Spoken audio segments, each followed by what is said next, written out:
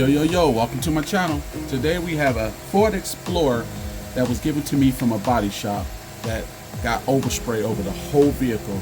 So they brought it to me, little old me, to get the overspray off, which I don't understand why they couldn't get it off, but hey, I'll take the money. What we did, we clay barred the whole vehicle, but I noticed that on the windshield, it had a lot of overspray on it too, from all the glass had overspray on it. So the way I get overspray off of glass is I use steel wool. Yes, steel wool. Steel wool would not scratch your windshield. For some of you that is worried about that, steel wool will work. Fine steel wool will work on removing the overspray off this glass. So let me show you. Let's go.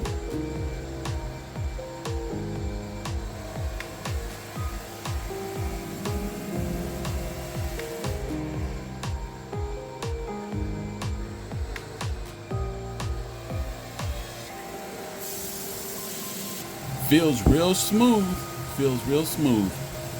This is why you should use steel wool.